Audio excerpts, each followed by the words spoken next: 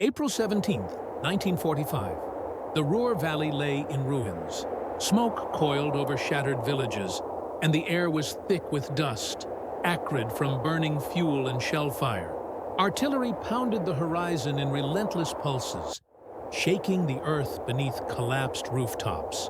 Amid the rubble, a lone figure pressed herself against a fractured wall. Her uniform was smeared with mud and blood, her hands trembling as they cradled a rounded belly. The cries of distant men mingled with the wails of the wounded. She was a German nurse, barely 23, caught between the collapse of her nation and the instinct to survive. Her medical kit lay scattered, supplies ruined by the bombardment.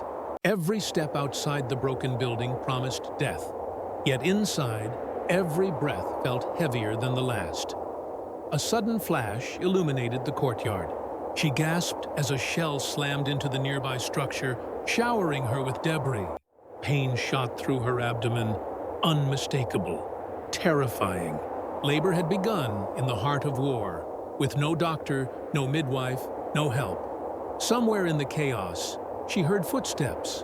Not German boots, American voices, calm yet commanding, carried across the shattered street. Her enemy had arrived, and against all odds, the possibility of survival flickered faintly in the smoke-filled morning. The first choice had been made: fight to live. By early 1945, the German war machine was in its death throes. The Allies had crossed the Rhine, pushing relentlessly into the heart of the Ruhr industrial region, the backbone of Germany's war production. Factories that once churned out tanks, artillery, and ammunition now lay in smoldering ruin. Bridges were destroyed, rail lines severed, and roads clogged with retreating columns of soldiers, refugees, and military vehicles alike. The German High Command, still clinging to outdated strategies, struggled to coordinate defenses as the front disintegrated. The Ruhr Pocket, encircled by the U.S. Ninth Army and the British forces, became a crucible of desperation.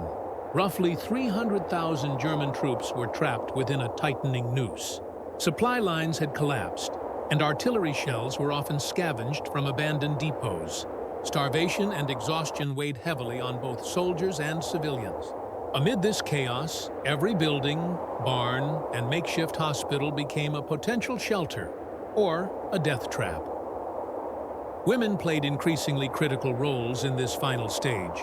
Many were auxiliary personnel, serving as nurses, communications operators, or support staff for Wehrmacht and Luftwaffe units.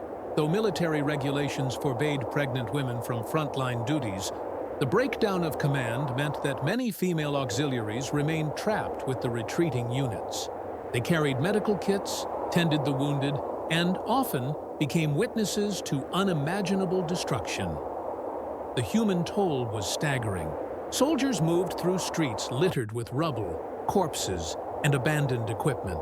Civilians huddled in cellars, listening to the roar of artillery and the distant rumble of approaching tanks. Every day, the lines between combatant and non-combatant blurred.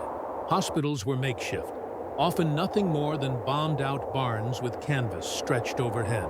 Medical personnel improvised surgeries, delivered infants in corridors, and triaged under constant bombardment. Amid this pressure, morale was fracturing. Officers clung to orders that made little sense in a war clearly lost. Soldiers, many barely trained, surrendered in droves, hoping to survive the inevitable. Reports from Allied intelligence described the Ruhr Pocket as a melting pot of fear, chaos, and desperate hope, where enemy combatants often prioritized survival over ideology. By mid-April, the encirclement had tightened. American medics and infantry advanced cautiously, aware of booby traps, snipers, and pockets of determined resistance. Every village they entered revealed another tableau of suffering. Abandoned infant cradles, collapsed shelters, and wounded soldiers begging for water. For a young German nurse stationed near one such village, these were the last days before the front would swallow her entirely. The war that had once seemed distant now pressed directly against her ribs, with every shell burst and every shout echoing across the rubble-strewn streets. The collapse of German command left units fragmented. Officers were captured or killed.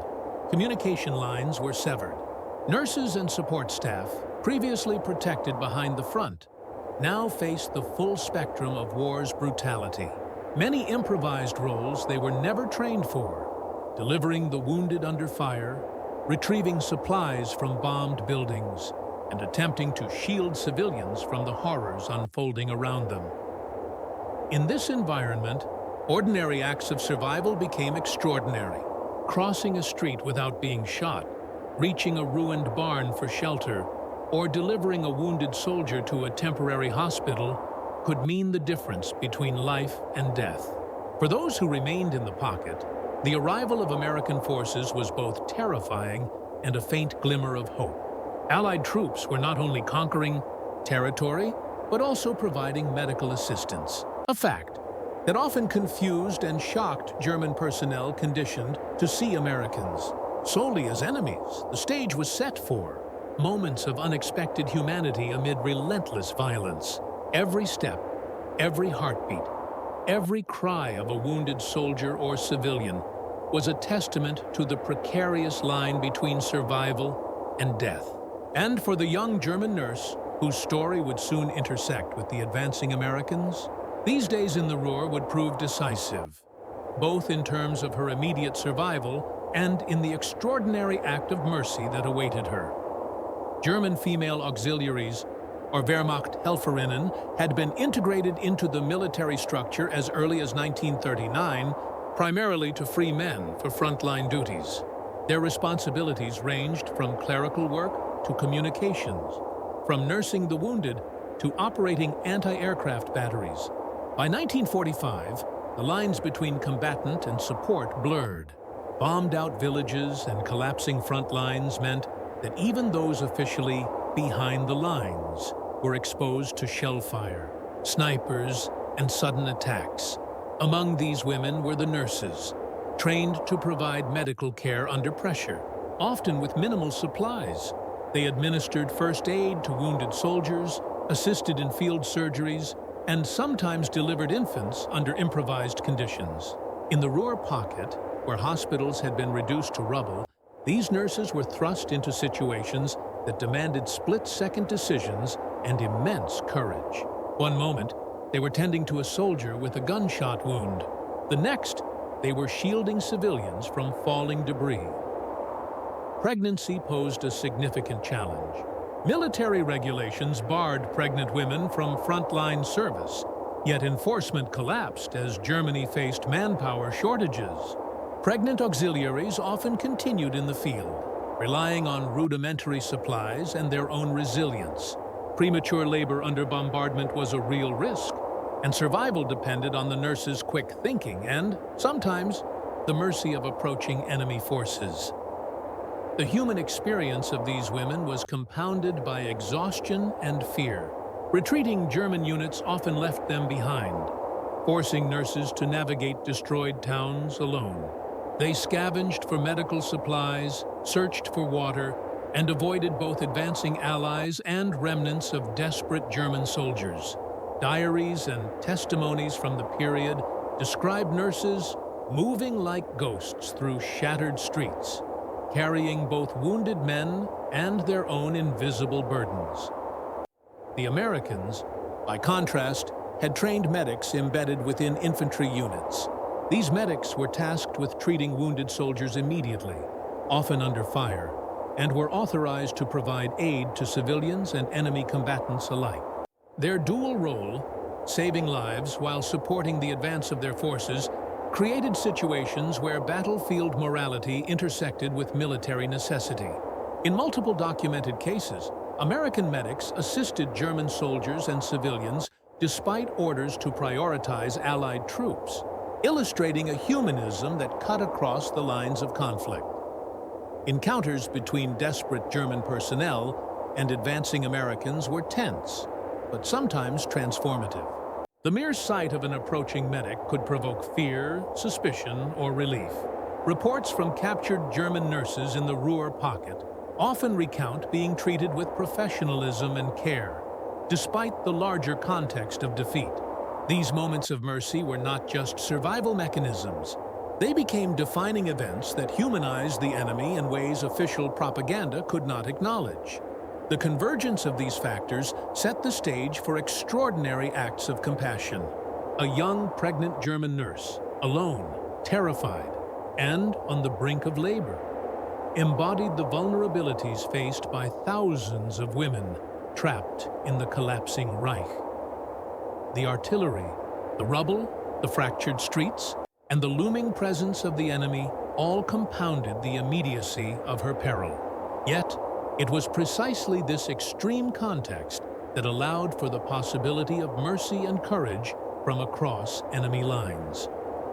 By mid-April, the Ruhr was a theater of survival. Every encounter carried weight, a choice to help or abandon, to fight or flee, to live or die. For the nurse, these encounters would determine not only her survival, but also the life of the child she carried. The stage was set for the intersecting narratives of human desperation and battlefield ethics, creating a moment where history's brutality would meet its rarest acts of compassion. The approaching American patrol, moving carefully through the ruins, represented both threat and hope. Their arrival would test the nurses' instincts, the medics' training, and the unspoken codes of human decency under fire. In this crucible, a single act could change the course of lives and demonstrate the unexpected humanity that survived even at war's end. This naturally transitions to the angles section, where we examine multiple perspectives: the human experience, tactical realities, technological limitations, leadership pressures, and moral dilemmas that defined such encounters. For the young German nurse, survival was instinctive. The human body responds to extreme stress with a heightened awareness. The pounding of one's own heart, the sharpness of each breath, the sudden flare of pain. In the shell-ravaged Ruhr Valley, fear was omnipresent. Every shadow could conceal a sniper. Every building could collapse without warning. For a pregnant woman, this fear carried an added weight. The life of the child she carried hung in the balance. Diaries from female auxiliaries describe moments when exhaustion blurred reality. Yet the will to protect one's own body and the vulnerable life within became almost supernatural. Decisions were made in seconds: move or stay, hide or call for help, trust or flee. Each choice carried consequences that could not be undone. The collapsing German defense left isolated units scattered among civilians, rubble, and retreating forces. Medics, nurses, and even non-combatants had to navigate streets peppered with artillery craters and mines. Tactical cohesion was nearly non-existent, orders were inconsistent, and communication lines had been severed. For American forces, advancing through the Ruhr pocket required both caution and speed. Patrols had to secure towns, identify enemy strongpoints, and maintain supply routes, all while managing wounded soldiers. The chaos created fleeting windows where life-saving encounters could occur, often hinging on split-second decisions amid gunfire and smoke. Medical technology in 1945 was rudimentary by today's standards. Field medics relied on basic surgical kits, bandages, morphine syrets, and limited sterilization. For a woman in labor, complications could be fatal without proper intervention. Simultaneously, communication technology, radios, and runners determined the speed at which aid could arrive. On the battlefield, smoke, noise, and debris often blocked line of sight, delaying rescue or medical assistance. The nurse's situation was compounded by these technological limitations. She had no means of signaling allies, and the nearest medical support was an approaching enemy patrol, whose capabilities and intentions were unknown. By April 1945, German leadership in the Ruhr was fractured. Officers were captured, killed, or isolated. Orders became contradictory or irrelevant as the encirclement tightened. For nurses and auxiliaries, this meant operating without formal supervision. Their decisions, whether to flee, hide, or aid others, became personal and immediate. On the American side, medics were granted considerable autonomy in triage and care, reflecting a philosophy that saving lives transcended battlefield hierarchy. Commanders trusted their medics to exercise judgment in ambiguous situations, which created opportunities for compassion even toward enemy personnel. For a German nurse encountering American forces, fear was natural. Propaganda, prior experiences, and the general unpredictability of combat made the enemy appear both threatening and inscrutable. Conversely, the American medic confronted the same tension: how to approach a potential combatant who might be armed, hiding, or in shock. Misjudgments could be fatal. Every gesture, every word, and every movement carried risk. Yet, these moments also opened the possibility for trust, brief but transformative, as both sides assessed intentions in the shadow of imminent danger. These angles converge on a central theme. War amplifies vulnerability, yet also illuminates humanity. Individuals operating under stress, fear, and uncertainty reveal the capacity for instinctive survival and moral decision-making.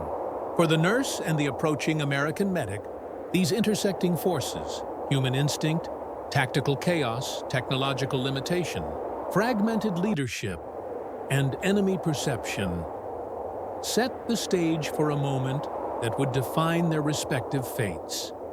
In the chaos of the Ruhr pocket, moral choices were never theoretical. They were immediate and life-altering. For the American medic approaching the injured German nurse, the decision to intervene transcended protocol. He could ignore her, treating only his own, or risk his life to save an enemy combatant. The ethical framework guiding medics was clear: preserve life whenever possible. Yet, in the midst of bombardment and fractured battle lines, acting on principle required courage. Historical reports from the period highlight numerous instances where medics disregarded orders to prioritize humanity over strict military advantage, illustrating that ethics and warfare, however paradoxical, often intersected in the heat of survival. The young nurse's mind was a battlefield itself. Fear mixed with hope in unpredictable ways. She had endured retreat, bombardment, and isolation, all while carrying an unborn child.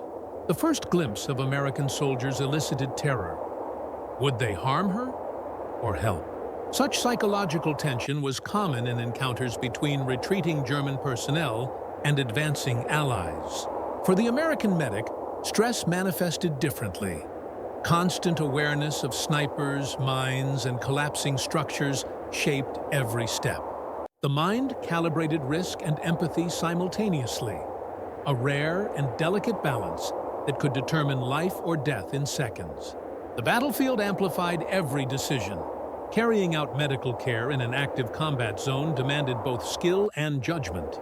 The medic's choice to aid an enemy nurse required navigating minefields, avoiding artillery, and maintaining situational awareness while physically supporting someone in labor. Each movement could attract gunfire. Yet, historical records show that medics often made such choices, guided by both their oath and their innate sense of compassion. This intersection of tactics and morality highlights how personal courage and battlefield intelligence coexisted under extreme pressure. Human resilience emerges most vividly in moments of extreme vulnerability. The nurse's labor in a shell-damaged building exemplifies this. Her body, weakened by fear and exhaustion, was forced to endure one of life's most taxing events while under threat. Survivors' testimonies from similar situations emphasize the extraordinary adaptability of individuals under duress. The ability to focus on immediate survival, process pain, and react to external dangers with split-second accuracy. These narratives illuminate the remarkable tenacity of civilians and auxiliaries trapped within collapsing military zones. Finally, the encounter reflects broader cultural dynamics of the war's final months. German personnel had been indoctrinated to view Allied soldiers as ruthless conquerors. Yet acts of mercy challenged these perceptions. For the American side, Assisting a German nurse illustrated the military culture of medics. Life-saving transcended nationality. These interactions became part of the legacy of compassion during World War II, moments that complicate narratives of enemy versus ally and show the enduring capacity for humanity amidst systemic violence. These perspectives converge to reveal the multi-layered complexity of the situation. Fear, courage, tactical necessity, and moral choice intersected in the rubble-strewn streets of the Ruhr. Each decision carried immediate consequences and long-term ramifications for both sides. In this crucible, the stage was set for the story's decisive moment. The nurse going into labor under fire, and the American medic choosing to intervene, risking his life to save her and her unborn child.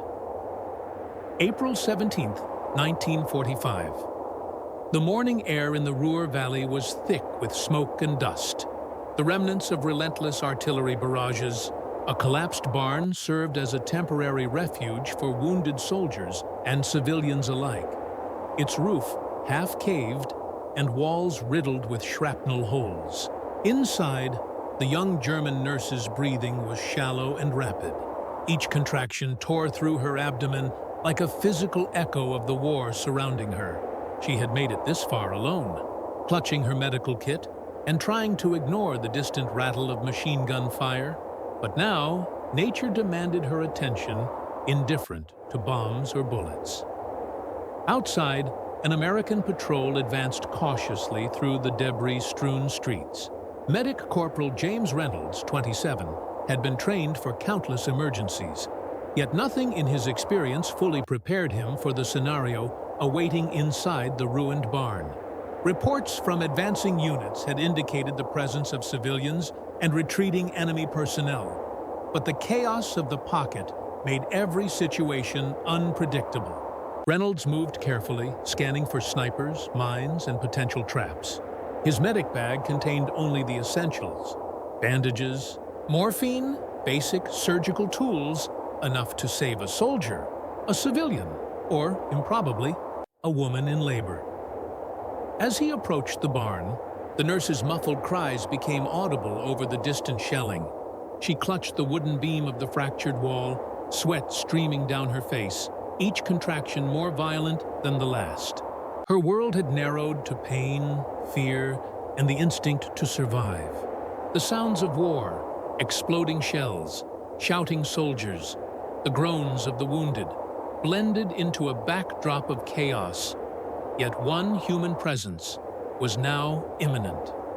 Reynolds entered cautiously, weapons slung but eyes alert for threats. The sight of the young German nurse immediately caught him off guard. A uniformed woman, pale and trembling, hands pressed to her belly. His military training dictated caution, but the instinct to preserve life overrode hesitation. He knelt beside her, assessing her condition under the dim, dust-filtered light. The building shuddered as another shell struck nearby, sending a shower of debris across the floor. The nurse gasped, her eyes wide with terror. Communication was limited. Language barriers made verbal instructions difficult. Yet Reynolds remained calm, speaking slowly and using gestures to convey reassurance. He checked vital signs as best he could, preparing for delivery in a location far from ideal. Every movement was calculated. A misstep could injure both mother and child. Outside, distant explosions reminded both of them that time was precious, and that the world beyond the barn was hostile. Inside, the contractions intensified. The nurse, exhausted from days of retreat and insufficient nutrition, fought to remain conscious. Her hands gripped Reynolds' arms instinctively, seeking support in the midst of her terror. He adjusted her position, securing her as best as possible among rubble-strewn floorboards. Morphine was administered cautiously to relieve extreme pain while maintaining awareness. The medic's training in battlefield obstetrics, rare, but taught to medics in late war courses, guided each instruction, each touch, each intervention. Outside, the patrol maintained vigilance, aware that German soldiers might still be nearby. Their radios transmitted updates about advancing units, but the immediacy of the nurses' situation demanded immediate action. Reynolds and one assisting soldier prepared an improvised delivery area, using blankets and debris to stabilize the environment. Every second was critical. The mother's contractions were coming faster now, and any delay could have fatal consequences. Moments like these distilled war into pure human stakes. A life hanging by a thread. Another life soon to enter a world defined by violence, chaos, and uncertainty. The contrast was stark. The young nurse, representing a collapsing military system, and the American medic, embodying disciplined training and ethical choice, intersected in this single point of extreme vulnerability. With every breath, every contraction, the outcome teetered between tragedy and survival. The shelling continued unabated, yet within the barn, two humans navigated the intersection of instinct, skill, and compassion. It was here, in the rubble, under the shadow of artillery, facing mortality directly, that the decisive act of mercy would unfold, setting the stage for the birth that would define both their lives. The moment hung on the edge of inevitability. A German nurse, alone in labor amid the ruins, and her enemy, choosing to save her against all odds. The labor intensified. The nurse's body convulsed with each contraction, sweat and grime streaking her face, her uniform soaked with a mixture of blood and dust. The barn seemed to shrink around her, debris-strewn floorboards pressing uncomfortably against her back, the dim light filtering through shattered walls, casting long shadows that danced with every tremor of the building. Outside, the rumble of artillery persisted, punctuated by the occasional sharp crack of rifle fire, a constant reminder that the war had not paused for life to begin anew. Medic Corporal Reynolds remained calm, his hands steady despite the adrenaline coursing through his veins. He adjusted the improvised blankets beneath her, checked her vital signs, and murmured instructions slowly, ensuring comprehension despite the language barrier. Every movement was deliberate. A miscalculation could jeopardize both mother and child. He noted the irregular rhythm of her contractions, recognized the signs of potential complications, and prepared for a delivery in conditions that no textbook could adequately simulate. Minutes passed, each stretching into eternity. The nurse's face contorted with pain, but she focused on breathing, guided by the medic's patient commands. Outside, the assisting patrol maintained perimeter security, wary of potential German snipers but hesitant to intervene, understanding the delicacy of the situation unfolding within. Then, the first crowning contraction arrived. Reynolds braced her legs, supporting the nurse's body as she pushed. The cries of the infant mingled with the background chaos, artillery explosions, distant shouts, and the groans of wounded men, creating a surreal soundtrack to the birth. The medic guided the newborn into a makeshift cloth wrap, clearing the airways carefully, assessing respiration, and checking for vital signs. The baby's cry, sharp and persistent, was a small triumph against the overwhelming backdrop of destruction. The mother, exhausted beyond measure, slumped back onto the improvised bedding. Relief flooded her features, mingled with lingering fear. She had survived, and the child had survived, despite the relentless environment outside.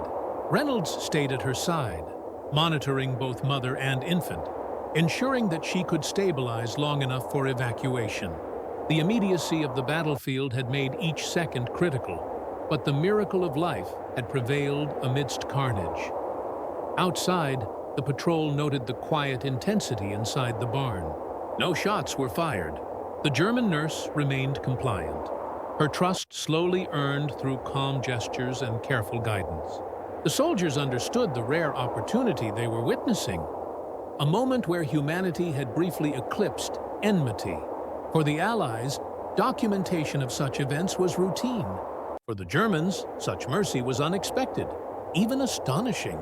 Reports and post-war testimonies emphasize how encounters like this challenged preconceptions about the enemy and highlighted The personal courage required to act ethically under extreme conditions. Once the immediate danger had passed, Reynolds coordinated with his patrol to extract the mother and infant. Improvised stretchers carried them through the rubble-filled streets to a safer location, where a field hospital was operating under the supervision of the American Medical Corps. Each step remained fraught with risk, but careful navigation allowed them to avoid active combat zones and shell impact areas. Once inside the medical facility, the mother received more thorough care. Fluids, nourishment, and ongoing monitoring for postpartum complications. The infant was examined, cleaned, and swaddled, its survival now firmly secured thanks to the medics' quick action under extraordinary conditions. The psychological impact on the nurse was profound. She had faced the collapse of her country, the disintegration of the Wehrmacht, and the imminent danger of childbirth in the midst of war. Yet she had been saved by the very enemy she had been trained to fear. Diaries and personal accounts from similar experiences reveal that such moments often left lasting impressions, challenging ingrained prejudices and reshaping the understanding of what it meant to survive. For Reynolds, the experience reinforced the central tenet of battlefield medicine: that human life, regardless of uniform, is paramount. As the immediate crisis concluded, the broader war continued to rage around them. Shells continued to strike, soldiers continued to retreat or surrender, and civilians continued to navigate shattered streets. Yet, in that barn, a brief pause occurred. A pause marked by life, compassion, and the affirmation of shared humanity amidst relentless destruction. This turning point underscored the duality of war, the coexistence of unspeakable violence and unexpected mercy. The narrative of this birth, set against the final months of the European theater, became one of those rare moments preserved in memory and record. It encapsulated the tension of human vulnerability, the calculated courage of medics, and the extraordinary circumstances that allowed compassion to emerge in even the darkest hours.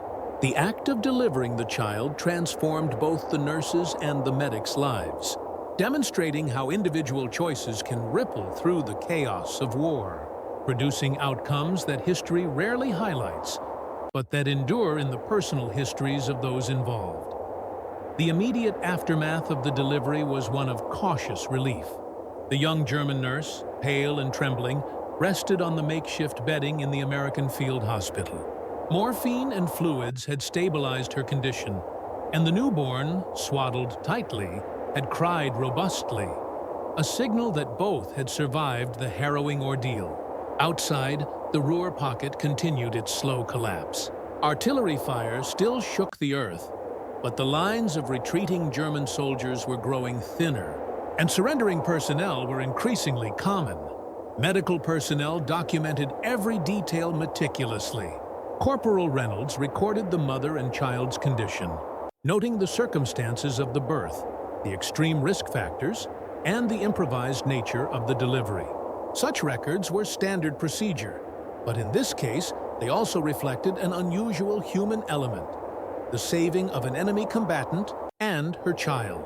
These records would later serve as evidence of the compassion exercised by individual medics in situations where bureaucratic orders and military strategy could not dictate morality. For the nurse, the experience marked a profound turning point. She had witnessed the collapse of her country, the disintegration of her unit, and the relentless advance of enemy forces. Yet, in a single moment, she had experienced mercy, technical skill, and human courage from someone trained to regard her as the enemy. Reports and post-war interviews suggest that German auxiliaries who survived encounters with American medics often reflected on these moments as unexpectedly formative, reshaping their perception of the Allies and, in some cases, influencing their post-war testimonies and memoirs. The immediate military situation continued to deteriorate. German forces within the Ruhr pocket faced shortages of ammunition, food, and shelter. Command structures were fragmented, and morale was near collapse. For medical staff, The challenge was not only tending to the wounded, but also navigating the moral dilemmas posed by caring for enemy soldiers and civilians. In this context, acts of mercy were both a logistical necessity and a reflection of professional ethics. Medics like Reynolds were empowered to make rapid decisions, often with life or death consequences. The wider civilian population also felt the consequences of the Allied advance. Refugees streamed through destroyed streets, seeking safety from shell fire and the breakdown of German military order. Hospitals, already overwhelmed, struggled to accommodate both local civilians and retreating military personnel. The delivery of the nurse's child became emblematic of the broader human struggle within the pocket. Survival amid chaos and compassion amid destruction. Each life saved reinforced the fragile social bonds that persisted despite the collapse of governmental and military structures. For the American soldiers, the encounter reinforced the centrality of ethics in combat medicine. Corpsmen and medics across the front lines had been trained to prioritize care, regardless of the patient's nationality. The Ruhr incident demonstrated that these principles were not abstract ideals, but essential tools for navigating real-world emergencies. Such actions, recorded in after-action reports and personal diaries, contributed to a broader understanding of battlefield ethics and the nuanced human experience of war. The nurse's survival also had practical implications. She and her newborn were evacuated from the immediate combat zone to a larger field hospital behind American lines, where more comprehensive care could be provided. This transfer reduced the risk of infection, improved monitoring of postpartum complications, and ensured that the infant's early days occurred under safer conditions. For historians and medical analysts, such cases highlight the intersection of tactical operations and humanitarian care during the final months of World War II.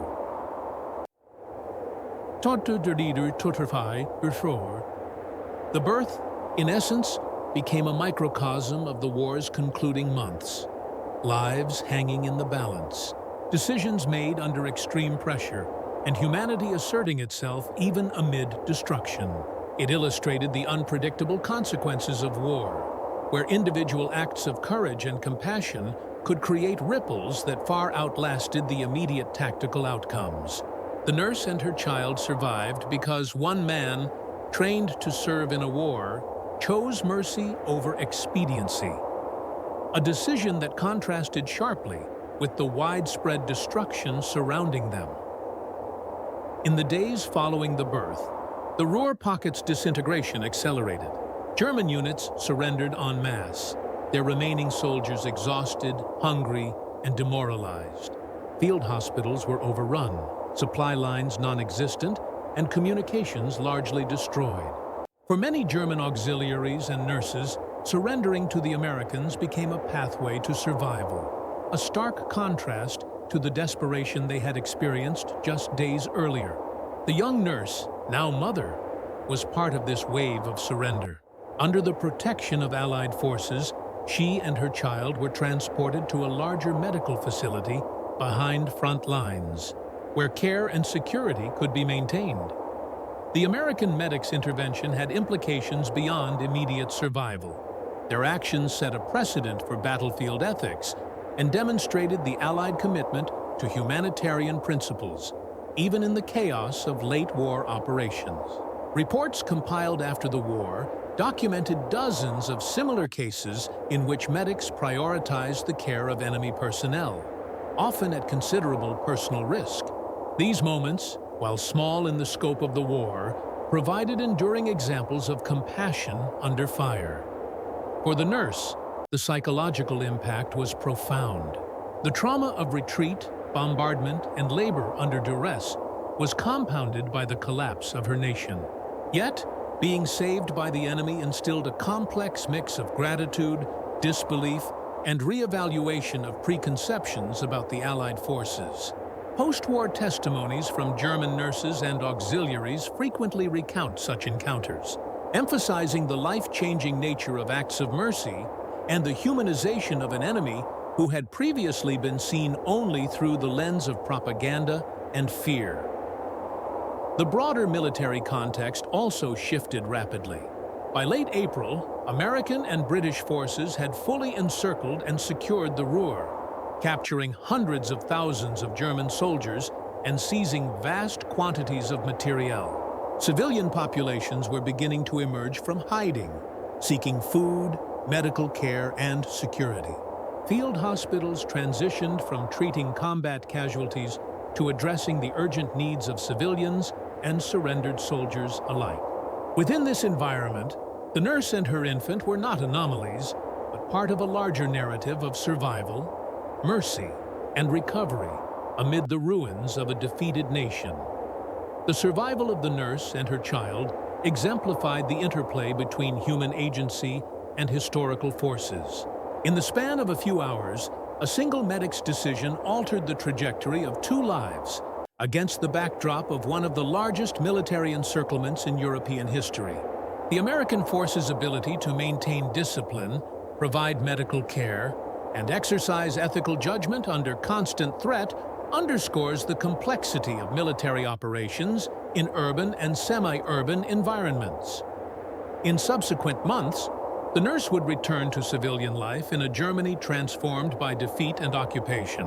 Her child, a symbol of survival amidst destruction, embodied both personal resilience and the unintended consequences of war.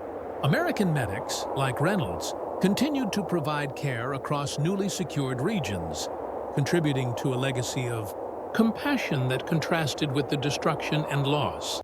Dominating the historical narrative of the conflict, the events of this day also highlight the enduring tension between duty and morality in warfare. Soldiers and medics are trained to follow orders, but the collapse of command, the immediacy of human suffering, and the visibility of vulnerable lives created conditions where individual ethical action became crucial. In the Ruhr pocket, these actions were not abstract philosophical dilemmas. They were real choices with life and death consequences, shaping both historical outcomes and personal legacies.